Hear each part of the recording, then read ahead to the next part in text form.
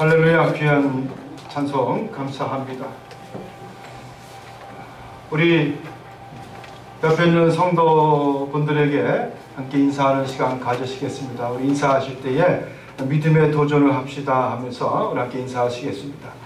믿음의 도전을 합시다. 믿음의 도전을 합시다.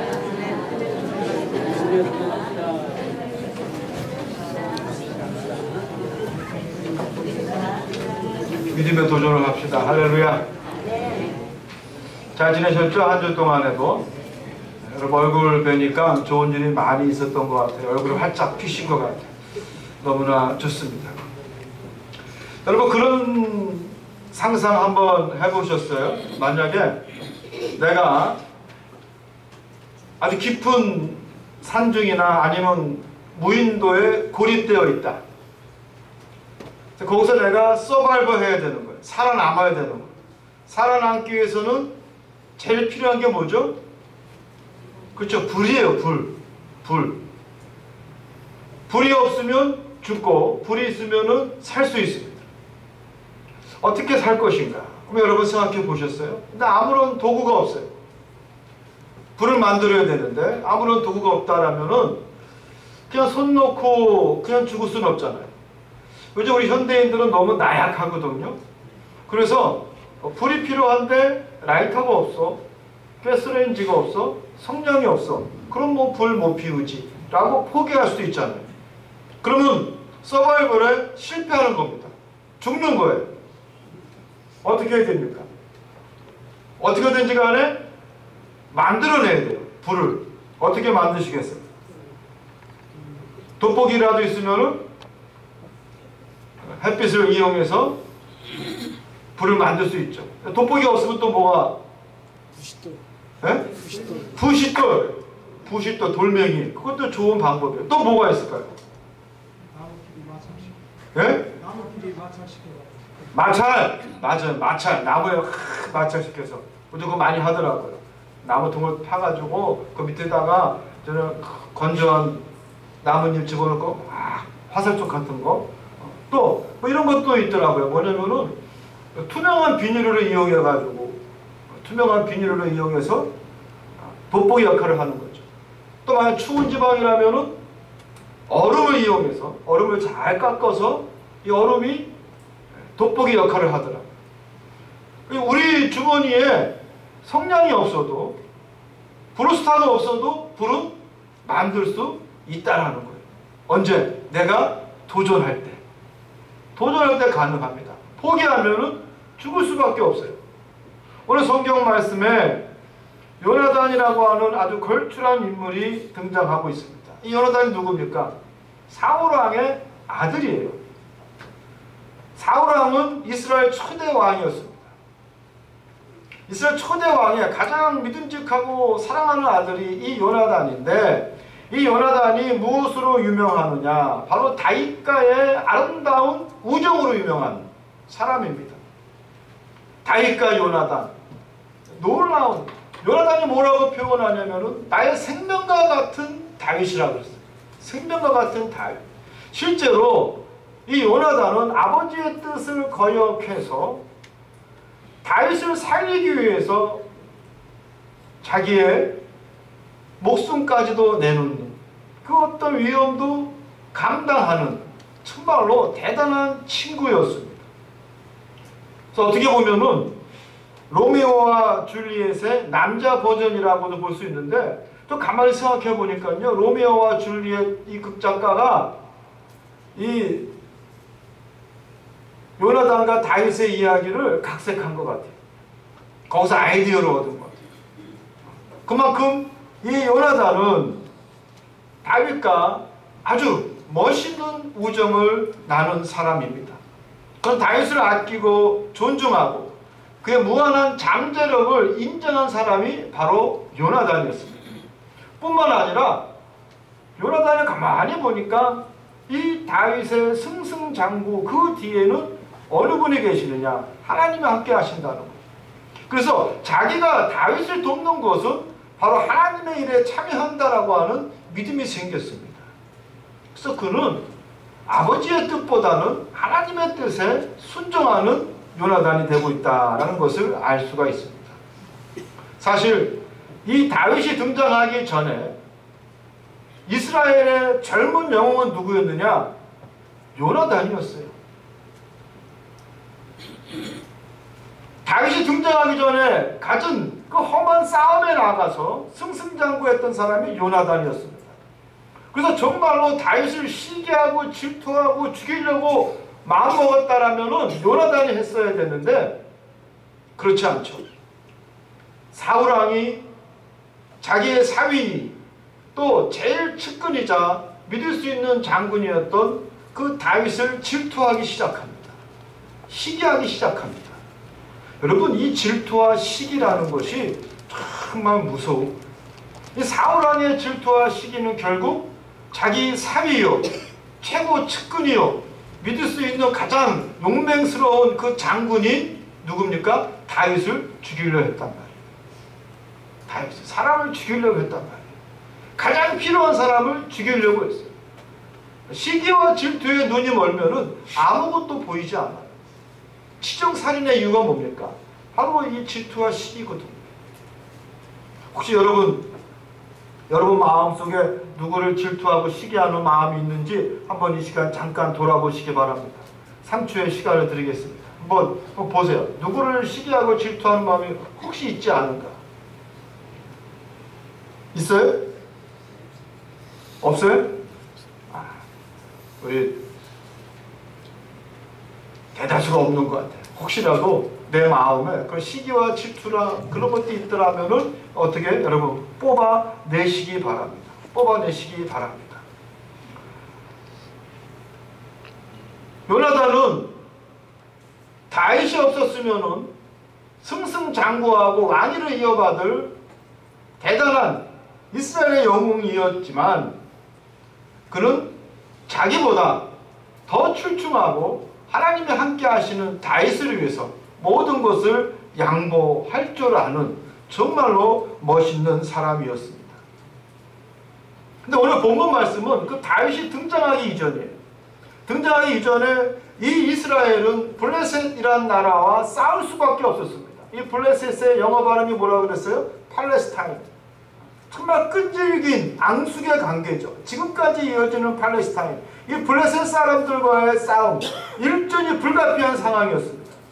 또 우리 읽지는 않았지만 13장에 보면은 이 블레셋 사람들은 어마어마한 힘을 갖고 있었어요. 이미 철기 문화를 도입하고 있었습니다.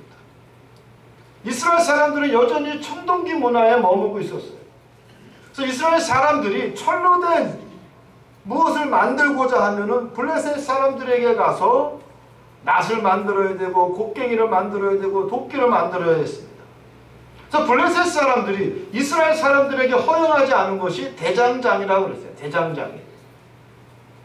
여러분, 지금은 대장장이라면은 없어지는 소멸되는 인간 문화재급 역할이지만 옛날 이 시대의 대장장이는 뭐예요? 요즘 IT 최첨단 직업인 거예요. 최첨단. 그래서 이 블레셋 사람들은 이스라엘 사람들에게 이 철기 기술을 전수하지 않았습니다. 따라서 막강한 철기 무기를 가지고 이스라엘을 제압할 수 있었던 나라가 블레셋이었어요. 블레셋. 여러분, 지난주에 우리 중국 전승절 행사가 있지 않았습니까? 열병식 할 때 여러분 무엇을 봤습니까? 중국의 최신식 무기를 봤잖아요. 그 뭐 등 무슨 미사일 이거는 팍 떨어져가지고 미국의 항공모함이 온다 할지라도 1500km, 2000km 바깥에서 뭐예요? 미국 항공모함을 쏴서 격침시킨다는 거예요. 한 발이. 근데 떨어지는 거는 마 7, 마 9로 떨어지기 때문에 그건 잡을 수가 없대요. 그래서 미국이 가장 신경 쓰는 게 아마 그 미사일일 겁니다. 야, 언제 이렇게 중국이 컸나 했을 정도로 어마어마한 신무기를 모든 세계에 공개를 했어요. 여러분, 당연히 일본과 미국을 의식한 무력 시위라고 볼 수 있습니다. 우리나라 박근혜 대통령도 참석 안 할 수 없는 소위 신외교라고 하죠. 신외교. 신외교. 근데 한국 외교가 새로운 전환점에 이르렀다는 거예요. 중국의 경제력, 또 중국의 막강한 북한에 대한 영향력, 또 우리나라가 중국에 대한 그 수많은 경제적 의존도, 중국의 군사력, 이것을 봤을 때 이제 우리 한국도 중국을 무시할 수 없는 새로운 외교의 시작이 됐다는 거죠. 아무리 여러분 잘 살고 똑똑한 사람이 많아도 우리 한국처럼 중국의 그 어마어마한 신무기 앞에서는 고개 숙여야 되는 거예요. 그게 세계 질서입니다. 미국 보십시오. 미국이 지출하는 미국 국방비가 전 세계 모든 나라 국방비 합한 것보다 더 많다라는 거예요. 어마어마하죠. 전 세계 국방비보다 미국의 국방비가 많은 이유가 뭐예요? 힘으로 제압하기 위해서. 지금 블레셋이 그랬습니다. 압도적으로 이스라엘을 제압하는 상황이었어요. 이스라엘 사람들 수천 명이 모였다가 그 압도적인 군사력을 보고 다 도망갔습니다. 이제 남은 사람은 600명이에요. 그나마 이 600명도 난 쌀 수 없다 주저하고 그들 스스로 구멍을 파고 숨어버렸어요. 이미 전쟁은 끝난 거였습니다. 그때에 스스로 단독이라도 나는 나가서 싸우겠다라고 그 싸움에 나선 사람이 바로 요나단이었습니다. 단독 출정을 결심하게 됩니다. 모든 사람들이 두려워하는 이미 끝난 싸움에도 불구하고 대단하죠. 요나단. 여러분, 요나단이요 보통 사람이에요. 미친 사람이 아니에요. 누구보다도 정세를 분석하고 싸움판을 분석해서 이기는 싸움인지 지는 싸움인지 누구보다도 잘 아는 사람이 요나단입니다. 그럼에도 불구하고 여러분, 요나단이라도 왜 두려워하지 않겠어요? 왜 무섭지 않겠어요? 상대가 되지 않는다는 거 왜 모르겠어요? 그럼에도 불구하고 그는 혼자라도 나가서 싸우겠다라고 결심을 합니다. 여러분, 그 배경에는 무엇이 있었습니까? 바로 하나님이 있었다라는 거예요. 하나님이 함께 하시고 하나님이 돕는다라고 하는 그 마음에, 요나단 마음에, 그 믿음에 도전이 있었다라는 것을 우리는 알아야 합니다. 오늘 6절 말씀에 보면은 자기의 칼을 드는 자에게, 부관이죠. 부관에게 뭐라고 이야기하느냐? 야, 이제 우리가 이 할례받지 않는 자들에게 건너가자. 그래서 할례받지 않는 자들. 할례받지 않는 자들이 무엇입니까? 이방인들이에요. 하나님을 모르는 무식한 사람들입니다. 무지한 자들입니다. 정말로 세상을 자기의 욕망대로 살아가는 법이 없는 사람들입니다. 야만인과 같은 그 블레셋 사람들. 할례받지 않는 자들에게 우리가 나가는데, 싸우러 나가는데 하나님께서 설마 그들로 하여금 우리가 치욕을 당하게 하시겠느냐? 믿음의 도전이죠. 하나님이 설마 할례받지 않는 자들에게 우리가, 하나님의 백성인 우리가 수치를 당하게 하시겠느냐? 우리를 지게 하시겠느냐? 하나님의 자존심을 탁 건든 거예요. 그리고 또 뭐라고 이야기하고 있습니까? 여호와 하나님께서 우리를 위하여 일하실까 하노라. 우리를 위하여 일하실까 하노라. 여기서 일하실까 하노라는 여러분 의문문이 아니라 마침표예요. 마침표. 분명한 요나단의 확신을 우리는 엿볼 수가 있습니다. 우리 하나님께서 우리를 위하여 임재하시고 우리를 위하여 일하신다라고 하는 믿음의 마침표가 있었다라는 것을 우리는 알아야 합니다. 여러분의 믿음이 이러시기를 주님의 이름으로 축원합니다. 여러분, 우리도요, 우리의 삶의 목적이 하나님이라면은, 내 삶의 중심에 하나님이 계시다라면, 내 인생의 목적이 하나님의 영광이라면요, 공부하는 학생은 우리 하나님께서 지혜 주시는 거예요. 사업하는 사람은 내가 돈 벌기 위해서 사업하는 것이 아니라 하나님을 위해서, 하나님의 영광을 위해서 내가 사업을 한다라면 우리 하나님께서 그 사업도 열어주실 줄 믿습니다. 여러분, 가정도 마찬가지입니다. 기본적으로 그 가정의 포커스가 하나님 앞에 맞춰져 있다면 우리 하나님께서 그 가정도 축복하시고 자녀도 우리 아버지께서 축복해 주실 줄 믿습니다. 요나단 같은 믿음, 오늘 우리에게 필요로 하고 있는 믿음입니다. 세상 사람들은 안 된다 하고 세상 사람들은 실패하고 질 수밖에 없다라고 이야기하지만 그럼에도 불구하고 할 수 있는 믿음의 도전, 이것이 바로 오늘 우리에게 필요한 믿음입니다. 그런데요, 가만히 보면은 이 요나단보다 더 멋있는 사람이 있어요. 요나단보다 더 멋있는 사람이 있어요. 우리 7절에 보면, 우리 6절 보면 그런 얘기가 있죠. 다윗이, 야, 하나님께서 우리와 함께 하실 거고, 사람의 많고 적음에 하나님의 구원이 달려있지 아니하노라. 이거 뭡니까? 사람이 많고 적음에 달리지 아니하노라. 우리 인간적 판단과 인간적 생각에 따라서 지고 이기는 것이 아니라 그 승패의 주도자는 누구냐? 바로 하나님이시라는 거예요. 가자! 야, 여러분, 놀라운 요나단의 믿음이죠. 그런데 더 놀라운 것은 바로 그의 부관입니다. 그가 뭐라고 이야기합니까? 당신 마음 있는 대로 행하여 앞서 가소서. 나도 당신과 마음을 같이 하여 따르리이다. 아멘. 멋있지 않아요? 요나단도 멋있지만 저는 이 부관이 더 멋있는 거예요. 보통 사람 같으면 죽으려면 너 혼자 가서 죽지 왜 나까지 끌고 가서 죽으려고 하느냐? 얘 딱 간지가 들고 가라. 그러고. 여러분 그렇지 않겠어요? 아니 왜 애꿎은 나를 그 뻔한 싸움판에 실패하고 죽을 수밖에 없는 뻔한 싸움판에 왜 나를 끌어들이냐 하면서 항변할 수 있지만 여러분 이 부관 보십시오. 앞서가소서 내가 당신과 마음을 같이하여 따르리이다. 할렐루야. 여러분 하나님께서 어떻게 보면 요나단보다 이 부관을 기뻐하시는지 몰라요. 오늘 우리의 모습이어야 합니다. 저는 참 우리 교회도 좀 그랬으면 좋겠어요. 우리 모두 성도님들이 이거 해야 합니다. 그럼 어떻게 해야 되는 거예요? 앞서 가소서 우리가 마음을 합하여 함께 하리라. 아멘. 그럴 수 있는 성도가 되시기를 주님의 이름으로 축복합니다. 뭐 하려고 그러면은 그냥 뭐 이래서 안 돼요, 저래서 안 돼요, 이것 때문에 안 돼요, 저것 때문에 안 돼요 하고 도망가는 것이 아니라 정말로 이 부관과 같이 그 요나단이 죽음의 길을 간다 할지라도 당신 마음대로 마음이 있는 곳으로 행하소서. 내가 당신과 함께 하리라. 여러분 이룰 수 있는 정말 멋있는 그리스도의 제자가 되시기를 주님의 이름으로 축복합니다. 여러분 결과적으로 그들은 놀라운 기적을 보게 됩니다. 그들의 목전에서 하나님이 함께 싸우시는 것을 그들은 체험하게 됩니다. 순식간에 그들은 블레셋 사람 이미 승리했다고 당연한 전쟁 이길 수밖에 없다라고 자만한 블레셋 사람 20명을 땅에 엎드려드립니다. 그들을 죽였다는 얘기입니다. 이 보잘것없는 두 사람이 블레셋 병사들을 쓰러뜨리고 그 진영을 휘젓고 다닙니다.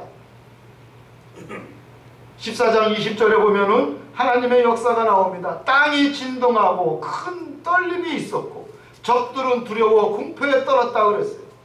급기야 20절에 보면 블레셋 군대는 서로 자기들끼리 칼로 치고 크게 혼란에 빠져 그들은 도망치기 시작하였다. 그 모습을 본 이스라엘 군대가 숨어있던 도망갔던 이스라엘 군대가 그 모습을 보고 모이기 시작해서 그 전쟁에 참여하고 결국 그 전쟁은 기적적으로 승리하게 됩니다. 할렐루야. 여러분 이것이 바로 믿음의 도전입니다. 무서워하고 주춤했던 싸움을 겁내했던 고작 600명만 남았던 이스라엘 백성들이 수천 명으로 모여서 그 싸움에 승리하게 됩니다. 믿음의 도전이 하나님이 함께 하심으로 하나님이 일하심으로 승리하는 순간입니다. 1884년 미국 공사관으로 조선 땅에 온 알렌이라고 하는 사람이 있었습니다. 이 알렌은 선교사요. 또 표면적인 직업은 의사였습니다. 그런데 부임한 지 석 달 만에 갑신정변이 일어나고 온 몸을 칼로 난도질 당한 피투성이의 한 사람이 실려옵니다. 그 사람의 이름은 민영익이었습니다. 그때 미국 공사와 이 알렌과 그 직원들은 과연 우리가 이 민영익을 치료해야 조선에서 신뢰를 거둘 수 있을 것이냐 아니면 모른 채 해야 할 것이냐 그들은 고민하게 됩니다. 그들은 토론하게 됩니다. 그때에 알렌은 믿음의 도전을 하게 됩니다. 내가 의사인데 그를 보내신 것은 하나님의 뜻이고 당신들이 어떻게 정세를 분석하든지 간에 이 조선 땅에서 무엇이 이익이 됐고 당신들이 뭐라 이야기하든지 간에 나는 그를 치료하겠다라고 하면서 알렌은 그를 치료합니다. 놀랍죠? 결국 알렌은 민영익을 살려냅니다. 살아난 민영익은 자기의 생명의 은인인 알렌을 위해서 자신이 할 수 있는 모든 도움을 아끼지 않기로 도움합니다. 결심합니다. 또 이 장안에 알렌이 거의 죽은 시신과 같은, 죽은 시체와 같은 피투성이를 살려냈다라고 하는 소문이 나서 허준이 아니라 이 알렌이 당대 최고의 명의로 소문이 났습니다. 죽은 사람도 살립니다. 여러분, 허준이 더 명일까요? 알렌이 더 명일까요? 재미난 일이 있더라고요. 올해 하나가 이 이라크에 새로운 그 신도시를 건설하는데 한 3조의 어마어마한 큰 공사를 하는 거예요. 근데 이 공사를 따내야 되는데 하나 사람들이 이 머리가 좋은가 봐요. 어떻게 따냈냐? 1년 전에 우리나라 허준이라고 하는 방송 드라마를 사서, 방송국에서 그걸 사서 이라크에서 방송할 수 있는 방송권을 산 거예요. 그래서 1년 전부터 이라크에다가 이 허준이라고 하는 드라마를 쫙 방영을 시키고, 그러니까 이라크 사람들이 허준 드라마 할 때는 거리가 조용했다는 거예요. 굉장히 재밌었죠, 그거. 기억들 안 나세요? 제 얘기 듣고 계신 거예요? 정신 차리시기 바랍니다. 여러분, 호를 불러오세요, 호를. 오늘 성창식도 있는데 빨리 끝내지. 뭐 이렇게 많이 하나가 어떻게 됐든지가. 그러시는 분이 딱 한 분 계셨다는 얘기죠. 딱 한 분. 결론은 하나가 땄다는 얘기예요. 결론은 똑똑하다. 이라크 사람들 보기에는 야, 한국 사람들도 허준과 같이 명이구나, 똑똑하고 죽은 사람도 살릴 수 있는, 아마 그런 생각을 했기 때문에 유리하게 작용하지 않았나 생각을 해봅니다. 근데 어쨌든 1885년도에는 장안 최고의 명의는 누구였습니까? 알렌이었어요. 그래서 고종이 자기의 처조카인 민영익을 살린 그 알렌이 너무 고마워서 세국 정치 때문에, 대원군 때문에 방해가 있었지만 대한민국 최초로 현대식 서양병원인 광해원을 세워줍니다. 광해원. 믿음의 승리인 거예요. 믿음의 도전이죠. 알렌은 하나님께서 피투성이 민영익을 보낸 것은 하나님의 뜻이라고 믿고 그는 도전합니다. 세상적으로 판단하고 분석하고 이익을 따지지 아니하고 그는 믿음의 도전을 했기 때문에 결국 선교의 씨앗이 심겨지는 놀라운 역사를 체험하게 됩니다. 사랑하는 성도 여러분, 이제 우리 교회도 믿음의 도전을 해야 할 때가 왔습니다. 믿음의 도전을 해야 될 때가 왔습니다. 우리 중앙교회 역사 속에서 믿음의 도전을 통해서 이미 부흥을 체험한 그런 놀라운 경험이 우리에게 있습니다. 이제 우리가 다시 일어나야 해야 할 줄 믿습니다. 이제 우리가 다시 부흥해야 할 줄 믿습니다. 여러분, 인천 서지방에 이 중구에 감리교회가 43교회가 있는데 다른 목사님들이, 나하고 친한 목사님들은 대놓고 그런 소리 하죠. 중앙교회가 가장 먼저 문 닫을 거다. 또 내가 어려운 사람은 말은 안 해도 아마 중앙교회가 가장 소멸될 가장 1순위가 중앙교회다. 왜냐? 가장 나이 드신 평균 연령이 높은 교회가 우리 교회. 근데 여러분, 이것이 우리 교회 문제뿐만 아니라 한국 교회의 현실입니다. 우리 교회가 10년 후에 문 닫는다면 내륙교회는 15년 후에 문 닫을 거예요. 성산교회는 20년 후에 문 닫고. 이게 한국 교회의 현실입니다. 젊은 사람들이 사라지고 나이 든 사람만 남아있는 우리 교회. 가장 먼저. 그래서 제가 농담 삼아 그래요. 우리 교회는 앞서가는 교회다. 앞서가는 교회. 왜? 가장 빨리 망할 교회니까 앞서가는 교회다. 이것이 우리의 현실입니다. 또 제가 생각을 해봤어요. 어떻게 하면 중앙교회를 빨리 떠날 수 있을까? 근데 하나님의 마음에 감동을 주시더라고요. 하나님의 마음에. 가장 큰 기적을 네가 한번 해보지 않겠니? 가장 큰 역사를 네가 한번 해보지 않겠니? 여러분, 신도시에서 우리 친부 목사가 하늘도시에 아름다운 교회를 한 60억 들여서 건축하니까 6개월 만에 1000명이 모였습니다. 6개월 만에 1000명이 모였어요. 근데 하나님이 주시는 말씀이 그 1000명보다, 신도시에서 1000명보다 소멸될 교회에서 100명 모이는 게 더 큰 기적이 아니겠니? 우리 교회가 앞서가는, 망하는 앞서가는 교회인데 그 교회가 변화되고 부흥된다라면 뒤따라 망하려고 하는 교회에 새로운 소망이 되지 않겠니? 하나님이 저에게 그런 마음을 주시더라. 사랑하는 성도 여러분, 믿음의 도전을 할 수 있는 여러분이 되기를 간절히 소망합니다. 이제 우리 교회가 새로운 부흥의 역사의 시발점이 되어야 합니다. 소망이 없는 교회에서, 가장 먼저 소멸될 교회에서 소망이 있는 교회로, 소멸될 교회에서 다시 소생하는 교회로 우리가 보여줘야 할 줄 믿습니다. 여러분, 과연 망하는 교회를 여러분 자손들에게 물려주고 싶습니까? 결코 하나님의 뜻이 아닐 줄 믿습니다. 여러분, 교회가 살아야 나라가 삽니다. 전용택 장로님이 그 얘기 하시죠. 파주스 많이 생기면 뭐하냐? 범죄자 많이 생기는 거고 교회 많이 생겨야 된다. 여러분, 단순한 논리이지만 뭐예요? 맞는 말입니다. 그 명제는 맞는 말이에요. 경찰서 많이 생긴다라는 것은 나라가 망한다는 징조예요. 그죠? 젊은 사람들에게 삼포시대 아시죠? 연애, 결혼, 출산 포기하는 시대. 거기에 더 나가서 오포시대예요. 오포시대가 뭐예요? 집 사는 거 포기했어요. 더 씁쓸한 포기가 뭔지 아십니까? 인간관계 포기했다라는 거예요.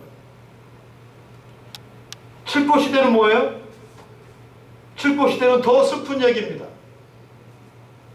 연애와 결혼과 출산과 집 사는 거와 인간관계 포기뿐만 아니라 소망과 꿈도 포기했다라는 거예요. 이것이 오늘 우리 한국의 현실입니다. 낙태? 우리는 죄로 여기지 않아요.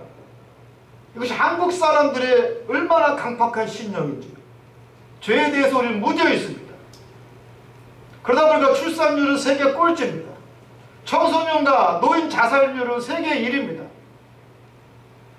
OECD 국가 중에서 여러분 가장 불행하게 살고 있다라고 스스로 자부하는 나라가 대한민국이에요. 이게 우리의 현실입니다. 여러분, 이 나라에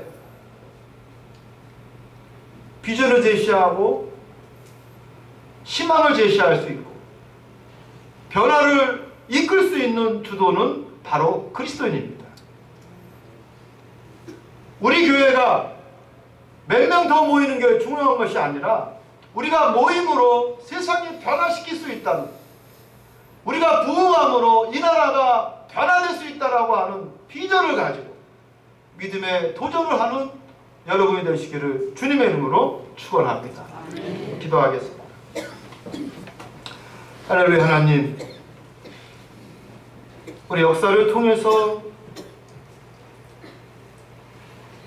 특별히 한국의 근대사를 통해서 우리 교회가 진취적인 모습, 도전하는 모습을 보여줬는데 이제 우리 교회가 주춤하고 오히려 세상을 따라가기에 급급하고 있습니다. 안주하려고 있습니다. 위기의식을 느끼지 못하고 있습니다. 이제 우리 중앙교회부터 깨닫고 도전하게 하옵소서. 이 교회를 부흥하는 교회로 세워주시옵소서. 그래서 한국의 모든 교회가 깜짝 놀라게 하시고 교회가 회복됨으로 말미암아 건강한 교회로 부흥함으로 말미암아 하나님, 이 사회, 이 나라, 이 민족도 건강하게 사람 살만한 하나님이 기뻐하시는 민족으로 거듭나게 하옵소서. 예수님의 이름으로 간절히 기도드리옵나이다. 아멘.